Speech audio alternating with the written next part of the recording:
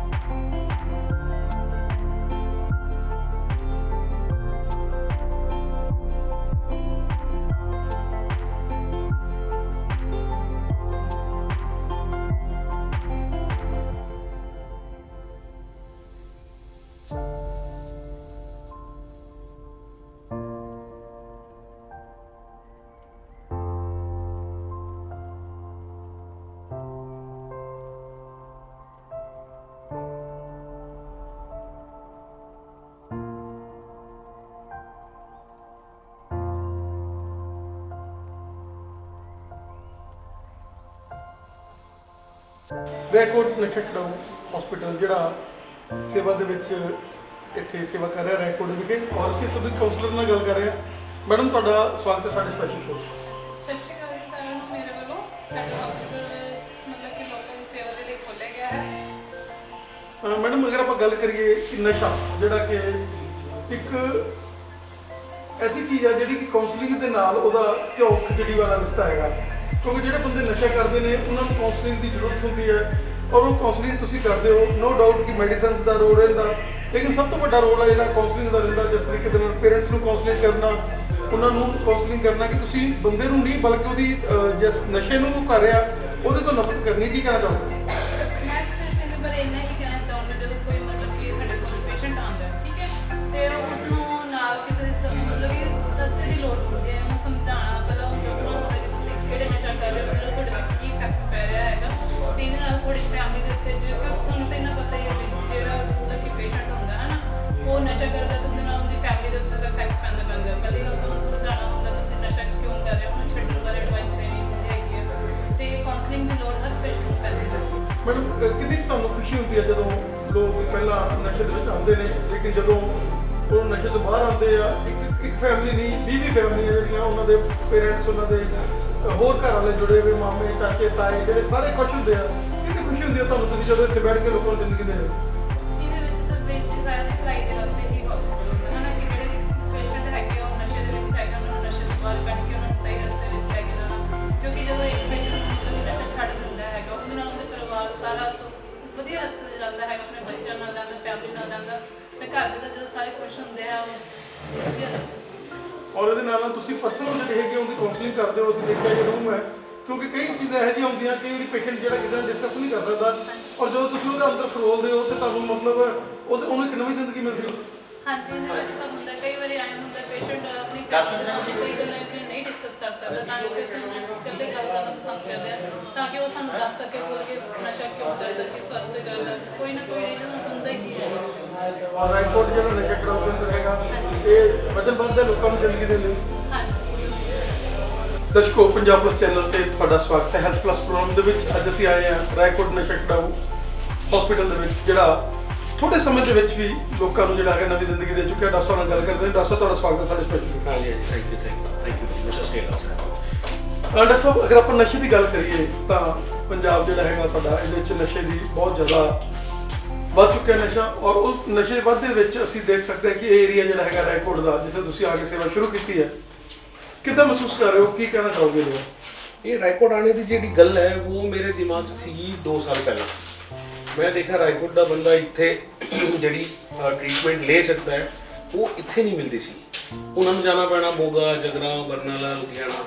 ਤਾਂ ਮੈਂ 2 ਸਾਲ ਪਹਿਲਾਂ ਇੱਥੇ ਆਇਆ ਸੀ ਤਾਂ ਮੈਂ ਸੋਚਿਆ ਕਿ ਯਾਰ ਇੱਥੇ ਜਿਹੜੇ ਬੰਦੇ ਹੈਗੇ ਉਹਨਾਂ ਲਈ ਕੁਝ ਆਪਾਂ ਕਰੀਏ, ਹੈ ਨਾ। ਉਸ ਤੋਂ ਬਾਅਦ ਮੈਂ ਫਿਰ ਹਸਪੀਟਲ ਦਾ ਪਲਾਨ ਕੀਤਾ ਤੇ ਸਾਰਿਆਂ ਬੰਦਿਆਂ ਨੂੰ ਮੈਂ ਦੱਸਿਆ ਕਿ ਯਾਰ ਇੱਥੇ ਜਿਹੜਾ ਹਸਪੀਟਲ ਆਪਾਂ ਖੋਲ੍ਹੇਂਗੇ ਉਹ ਵੱਧ ਤੋਂ ਵੱਧ ਰਿਆਇਤ ਦੇਣੀ ਆਪਾਂ, ਹੈ ਨਾ। ਤਾਂ ਮੈਂ ਫਿਰ ਪਰਚੀ, ਟੈਸਟ ਸਾਰਾ ਕੁਝ ਫ੍ਰੀ ਕੀਤਾ ਤੇ ਦਵਾਈਆਂ ਦੇ ਰੇਟ ਵੀ 10-20% ਘਟਾਤੇ ਤੇ ਬੰਦਿਆਂ ਨੂੰ ਵਧੀਆ ਤੋਂ ਵਧੀਆ ਦਵਾਈ ਮਿਲੇ ਤੇ ਵਧੀਆ ਤੋਂ ਵਧੀਆ ट्रीटमेंट मिले। ऐसा नशा जो कि किस समय पर हम अपने आप को सोचें कि हम नशे में ग्रस्त हैं, क्योंकि अगर हम बात करें अल्कोहल लेने की, अगर हम बात करें साइकियाट्री की, मेडिसिन खाने की, अगर हम बात करें तो तकरीबन जैसे आज हालात बन रहे हैं तो हर बंदा जो है वो कोई ना कोई ट्रंकाइजर खाकर सो रहा है। तो किस समय पर हमें ये लगे कि हम लोग नशे के गिरफ्त में आ गए हैं और अब हम उस पैमाने में हैं कि हम नशा करें? देखो ये जो नशे का आप बोल रहे हो नशे से ग्रस्त है, ये कैसे पहचानेंगे हम लोग? इसके 10-12 क्राइटेरिया होता है, लेकिन मैं आपको याद रहे इसलिए मैं 3 या 4 ही चीज़ें बताऊंगा। सबसे पहला, आप किसी काम धंधे को, अच्छे काम को छोड़ के नशे के फिराक में ढूंढ रहे हो, मतलब आपका एक इम्पोर्टेंट टाइम निकाल के आप उस नशे को टाइम दे रहे हो। एक जैसे घर में प्रोग्राम है कुछ है वो छोड़ के, या बच्चों की जिम्मेदारियां छोड़ के आप नशे के ढूंढने में आपका वक्त जा रहा है। एक दूसरा, आपके नशे की धीरे धीरे अमाउंट बढ़ रही है। पहले मैं 1 पैक लगाता था, अब मुझे 2 या 3 पैक लगते हैं उतने नशा आने के लिए। तीसरा होता है जब मैं नशा नहीं छोड़ता हूँ, नशा नहीं करता हूँ, छोड़ देता हूँ, उस वक्त मेरे को तोड़ या तलब लगती है। ये 3-4 चीज़ अगर आप में है तो आप पूरे नशे में ग्रस्त हो गए पूरे, तो आपको ट्रीटमेंट करना बहुत ज़रूरी है। दरअसल आमतौर पर ये देखा गया है कि ऐसे लगता है कि जो बंदे एक बार स्मैक वगैरह खाने लग जाते हैं उनको घर वाले भी, क्योंकि वो बहुत ज़्यादा पैनिक हो जाते हैं और उनको लगता है कि अब ये इस चीज़ से नहीं निकलेगा। लेकिन आप जो कि एक यहाँ पर बहुत सारे पेशेंट 2 महीने में आपने एक नई जिंदगी की तरफ उनका जो पाथ था वो चला दिया।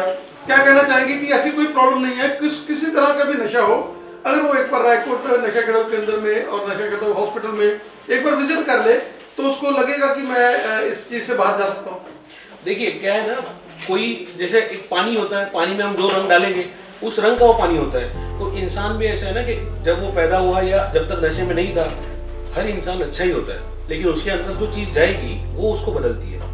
जैसे अगर नशा जाता है तो वो चीज़ बदलती है, अगर हम प्रसाद या भगवान की पूजा अर्चा में लग जाए तो वो इंसान उस तरह से बदलता है। तो बंदा बुरा नहीं होता है, बंदा जब उस नशे के साथ में लग जाता है लत में, उसके बाद वो बुरा हो जाता है। तो आपने पहले तो उसको चांस देना है। हम दुश्मन को भी चांस देते हैं, तो हमने हमारे रिश्तेदार, फ्रेंड्स, ये सर्कल में अगर कोई नशे में अटक गया तो उसको चांस देना अपना फर्ज है।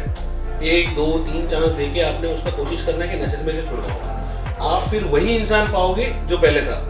नशे के अंदर जो बिगड़ गया है वो इंसान नहीं रहेगा, वो है ना। नशा छोड़ने के बाद में वो बदल जाएगा काफी। तो आपने चांस देना जरूरी है, मौका देना जरूरी है। और जैसा ये पर्टिकुलर हॉस्पिटल जिसमें एक तो आप लोग काउंसलिंग के साथ जैसे आप गाइड करते हो अपने पेशेंट्स को, काउंसलर आपके भी सेवा दे रहे हैं, एक तो गाइडेंस होगी, उसका माइंड सेटअप है जो वो थोड़ा सा पॉजिटिव में आ गया, और उसके साथ मेडिसिन होगी जिसकी उसको जरूरत थी, क्योंकि अगर हम शुगर की मेडिसिन खाते हैं वो भी खाते हैं, हार्ट की खाते हैं वो भी खाते हैं। तो अगर ये भी एक तरह की बीमारी है, अगर हम उसको साथ में मेडिसिन भी खाते हैं और काउंसलिंग भी लेते हैं, और जैसे आप लोग केवल पेरेंट्स की काउंसलिंग की भी करते हो और अपने जो भी उसके आसपास का ऑरा होता है आप उसको भी संभालते हो, क्या कहना चाहोगे? जनरली ये जो नशे वाली चीज़ है, ये इसमें फैमिली डायनामिक्स, मतलब परिवार के रिश्ते तो बिगड़ने ही है डेफिनेटली। तो परिवार में जो खटास आनी है वो कई बार ऐसा करते हैं हम लोग कि पेशेंट के साथ उनके रिश्तेदारों को भी बुलाते हैं और उनके बाद में उनको बताते हैं कि अब पहले और अभी में क्या फ़र्क है। मतलब जब नशा करता था तो आप कितने स्ट्रेस में थे, अब नशा नहीं करता है तो आप कितने बेटर हो। तो डेफिनेटली जब ये ट्रीटमेंट स्टार्ट होती है तो फैमिली भी इंप्रूव होती है। और उसके बावजूद अगर फैमिली में कोई दूसरे मैटर को लेके, जैसे नशा छोड़ दिया लेकिन इंटरपर्सनल प्रॉब्लम्स हो गए, झगड़े हो गए, या किसी चीज़ की वजह से कुछ प्रॉब्लम हो रहा है, तो उसके लिए भी हम लोग फिर वो कपल का एक अलग से दूसरा थेरेपी भी करते हैं, जिसके अंदर वो मोस्टली वो प्रॉब्लम को भी हैंडल करना सीख जाता है ना। तो नशे के साथ साथ बाकी जो रूटीन साइकेट्री है, जैसे डिप्रेशन, एंग्जाइटी, फैमिली थेरेपी, बच्चे अगर पढ़ाई में थोड़े कमज़ोर है ना, या किसी को मिर्गी की परेशानी है या माइग्रेन है, तो वो सारी चीज़ें हम लोग हैंडल करते हैं। जैसे अगर हम बात करें एल्गोजेस्टिक एज की बात करें तो जैसे पहले कहते थे कि साल 16 चढ़े कि 16 साल चढ़ते हैं और बच्चा जवान होता है, लेकिन जो जवान होने की एज है वो तो अब थोड़ी सी नीचे आई हुई है और मैरिजेस एज है जो वो जाकर 27, 28 और 25 में जाने लगी है। क्या कहना चाहेंगे ये जो इतना बड़ा डिफरेंस पड़ रहा है, कैरियर कॉन्शियस हो चुके हैं हम लोग, कहीं ना कहीं जाकर ये भी कहीं ना कहीं आड़े आता है। और जो सोशल मीडिया जिस तरह से हम लोगों को पिक्चर देखने का बहुत शौक होता था जब हम छोटे होते थे, लेकिन आजकल जो है ऑनलाइन हर चीज जो मिल रही है, ये भी कारण है कि किसी तरीके से उनको शौक, उनका जो मजा है, जो उनको लगता है खुशी होती थी, वो चीजें दुमड़ हो रही है। देखिए अभी जो टेक्नोलॉजी बदल रही है उसकी वजह से जो एडवांसमेंट आ रही है, जैसे मोबाइल्स है, इंटरनेट्स है, लैपटॉप्स है, ये सारी चीजें जो अवेलेबल है ये इसको हम बदल नहीं सकते, लेकिन इसका सही इस्तेमाल और गलत इस्तेमाल ये हम हमारे स्कूल कॉलेज से पढ़ाना शुरू कर सकते हैं। जैसे आप कह रहे हो कि एज बढ़ गई है शादी की और पहले कम थी तो उसकी वजह से बच्चे थोड़े गड़बड़ हो रहे हैं, लेकिन आज हमारे पास वो भी एग्जाम्पल्स है जो जाके ओलंपिक्स में मेडल्स ला रहे हैं और नेशनल लेवल पे चैंपियंस बन रहे हैं। तो हमारी परवरिश में कहीं गलती है, प्लस हमें बच्चों को ये सिखाना जरूरी है कि अगर मैं तुम्हारे हाथ में छुरी दूंगा तो उससे आप किसी को काट भी सकते हो और उससे आप कुछ अच्छी चीज भी बना सकते हो, like you can go for cooking.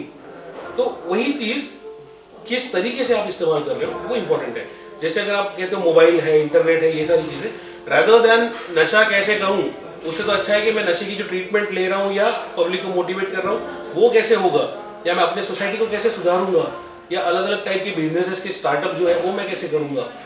ये अगर हम बच्चे को सिखाएंगे कि तुम यहाँ से सीखना शुरू करो तो उसी टेक्नोलॉजी का हम अच्छा इस्तेमाल कर सकते हैं। जैसे हम अगर हम बात करें आई कंटेक्ट की बात करें, जब आजकल बच्चे पेरेंट्स हैं जो इतने ज़्यादा बिजी हैं अपने बिजनेसेस में, अपने कामों में, मदर्स को बहुत ज़्यादा ओवरलैपिंग रहती है, और बच्चे जब बात करते हैं मम्मी मम्मी वो करते हैं और उनका आई कांटेक्ट नहीं बनता, तो धीरे धीरे क्या होता है कि वो चीज़ें हैं जो वो एक तरह का उसके मन में जो है एक ऐसी भावना पैदा हो जाती है कि मेरे पेरेंट्स मेरे को टाइम नहीं दे रहे, मेरे साथ मिल नहीं रहे। आप लोग तो यहाँ नशे की इतनी बड़ी काउंसलिंग करते हो, इतने बड़े आपके पास पेशेंट्स आते हैं, क्या कहना चाहेंगे कि जन्म से ही जब हमने बच्चे को जन्म दे दिया, अपने बच्चे बड़े हो रहे हैं, तो हमें उनके साथ उसी तरह से हैंडल उनको करना चाहिए? सबसे पहले तो मुझे ऐसा लगता है कि आपने पहले टाइमिंग्स को डिवाइड करना जरूरी है। अगर आप किसी दफ्तर में काम कर रहे हो तो वो काम दफ्तर में ही छोड़ के आओ। जब आप घर पे आ गए तो you are not a boss, या आप ऑफिसर नहीं हो, या आप जो भी जॉब कर रहे हो वो नहीं हो। घर में आने के बाद आपने एक बाप बनना है, पति बनना है, बेटा बनना है, तो उस हर एक चीज के रोल को आपको हर एक को टाइम देना जरूरी है। तो आपने पहले तो आपका टाइमिंग डिसाइड करो कि आप ऑफिस का काम ऑफिस में छोड़ोगे, घर का काम घर में छोड़ोगे, और जो वक्त मैं घर में दूंगा वो घर में ही दूंगा। सेकंड चीज, ये जो बच्चों की प्रॉब्लम आपने बोली, आई कांटेक्ट नहीं होता या छुपाते हैं, सबसे पहले तो बच्चों से गलती होनी है, हर इंसान से होनी है, तो बच्चों से भी होनी है। तो आपने उसको पहले तो डांटना, ये वाली चीज छोड़ो, पहले ये समझ लो कि उसने गलती क्यों की और उस गलती को कैसे सुधार सकता है। अब जब वो चीज वो बार बार करेगा फिर आपको थोड़ा सा पनिशमेंट मॉडल पे आना पड़ेगा। पहले आपको उसको समझना पड़ेगा कि इसने गलती क्यों की, और अगर वो आपके साथ फ्रेंडली होगा तो सबसे पहले वो आपको बताएगा कि ये गलती मेरे से क्यों की। तो ये सोचना आपने जरूरी है कि वो आपका फ्रेंडली बने, वो आपसे डरे नहीं, एक। और दूसरा, मुझे ऐसा लगता है कि इसमें टीचर्स का भी बड़ा रोल है, क्योंकि बच्चा टीचर्स के टच में ज्यादा होता है रादर देन पेरेंट्स के पास 2-4 घंटे रहेगा, फिर टीचर्स के पास कम से कम 8 घंटे रहता है। तो टीचर्स को हमने ये ट्रेनिंग देना जरूरी है कि कोई बच्चा अगर पढ़ाई में पीछे पड़ रहा है, या कोई जरूरत से ज्यादा उछल कूद मस्ती कर रहा है, या कोई जरूरत से ज्यादा मारपीट कर रहा है, या झगड़े कर रहा है, या झूठ बोल रहा है, तो उसके पेरेंट्स को बुला के, एक स्कूल में भी नया सिस्टम शुरू हुआ है जिसमें काउंसलर्स भी रखे जाते हैं, तो उस काउंसलर्स के पास उनको भेज के और उनके पेरेंट्स को बुला के हम लोग ऐसे बच्चों को हम निकाल सकते हैं बाहर, और फिर उनको हॉस्पिटल्स तक अगर जरूरत पड़ी तो ला सकते हैं, या फिर काउंसलर से मिला के भी उनको इम्प्रूव कर सकते हैं। साहब, ये हॉस्पिटल जो रायकोट नशा हॉस्पिटल आपने यहाँ पर एस्टेब्लिश किया है, हम देख रहे हैं कि बड़ा मॉडर्न टाइप और अलग अलग आपने सेगमेंट्स बनाए हुए हैं, चाहे टेस्ट की, बॉडी टेस्ट की बात करें, हम लोग अगर काउंसलिंग की बात करें, आपके मेडिसिन विभाग की बात करें, तो हर तरह से आपने इसको एक मॉडर्नाइजेशन दी है और उस तरीके से बनाया है। उसके बारे में क्या कहना चाहिए? ये मेरा 2 साल पहले से सपना था कि रायकोट के अंदर एक अच्छा हॉस्पिटल बने जिसमें मैं हर बंदे की अच्छे से ट्रीटमेंट और सेवा कर सकूं। तो इसलिए मैंने कोशिश की है कि मैं मैक्सिमम से मैक्सिमम सेवा दे सकूं, और मैं अपना जितना नॉलेज, मैंने जितनी पढ़ाई की है पिछले 10-12 सालों 15 सालों में, वो उसका पूरा ज़्यादा से ज़्यादा लाभ पेशेंट्स को मिले, और वो भी बिना कोई चार्जेस के। तो ये मेरा पहला सपना था, और वो उसी का मैं कोशिश कर रहा हूँ, एक एक कदम बढ़ा रहा हूँ आगे, तो धीरे धीरे होगा। डॉक्टर साहब हमारे साथ बने हुए। डॉक्टर साहब आप अपने बारे में बताएं कि कहाँ से आपने MBBS की, कैसे आपने स्कैटी के फील्ड को चूज़ किया, और आज आप जब किसी के घर के एक पेशेंट को आप ठीक करके भेजते हैं, उनके आई कॉन्टैक्ट उनको देखते हो, तो कितनी आपको खुशी होती है, कितनी असीसेस मिलती हैं, क्या कहना चाहेंगे? देखिए, सबसे पहले तो मैं ग्रांट मेडिकल कॉलेज मुंबई से पढ़ा, गवर्नमेंट मेडिकल कॉलेज है, वहाँ पे मैं 5-6 साल रहा। उसके बाद में फिर मैं महाराष्ट्र के पूरे स्टेट का HIV/AIDS का डिप्टी डायरेक्टर रहा।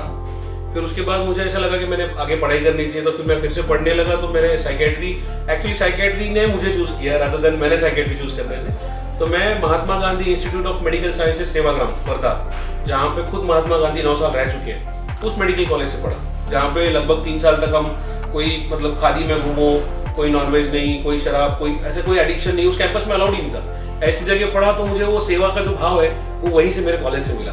और उसके बाद में फिर मैं पंजाब में आके मैंने काम शुरू किया, और ये मेरा जो सपना है आज मैं पूरा करने की कोशिश कर रहा हूँ। और जब साइकेट्री के पेशेंट्स के बारे में आप पूछा कि साइकेट्री पेशेंट जब ठीक होता है, तो साइकेट्री में हम सिर्फ पेशेंट ठीक नहीं होता है, साइकेट्री में एक पेशेंट ठीक करने से वो पूरी फैमिली खुश होती है।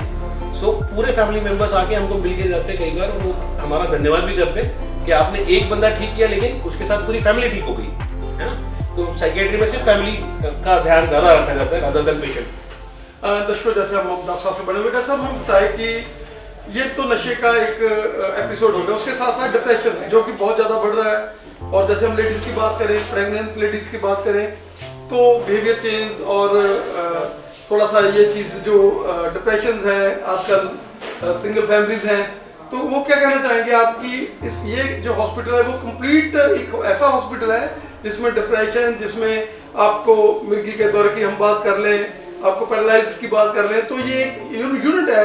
केवल ये नहीं है कि एक नशा छुड़ाव केंद्र है कि आप नशे वाले यहाँ आएंगे, हर इंसान जिसको स्कैटी की कोई भी प्रॉब्लम है यहाँ पर आकर डिस्कस कर सकते हैं। डेफिनेटली नशा ये एक हमारे हॉस्पिटल का पार्ट है, लेकिन उसमें एक मेजर पार्ट जो है वो सब ब्रेन से रिलेटेड प्रॉब्लम्स है। जैसे अगर पैरालिसिस की भी है प्रॉब्लम्स, माइग्रेन की है, डिप्रेशन है, एंजाइटी है, या शक करने की बीमारी होती है, या दौरे पड़ने की बीमारी, तो ये सारे इलाज होते हैं। डेफिनेटली जो डी एडिक्शन है वो एक पार्ट तो है, वो इम्पोर्टेंट पार्ट है ना, लेकिन उसके साथ बाकी वाले सारे पार्ट्स के लिए हम फुल फ्लेक्स रेडी है यहाँ पे। तो डेफिनेटली अगर किसी को कुछ प्रॉब्लम है आता है तो हम 110% कोशिश करेंगे कि उसका पूरा सेटिस्फैक्शन हो। जैसा आने वाले समय में जैसे स्कूल्स कॉलेजेस आपको बहुत ज़्यादा जो है वो अप्रोच कर रहे हैं कि आप हमारे बच्चों को भी एक आधा लेक्चर दें, तो आने वाले समय में हम चाहेंगे कि क्या कहना चाहेंगे कि रायपुर के कॉलेजेस हैं, स्कूल्स हैं, जिसमें आप लोग बच्चों को गाइड कर सकते हैं कि कैसे आपने अपने बिहेवियर चेंज है, कैसे आपने रहना है, कैसे आपने अपने पेरेंट्स के साथ बिहेव करना है। नो डाउट कि they have got the counsellor, स्कूलों के पास काउंसलर हैं, लेकिन जिस तरीके की काउंसलिंग आप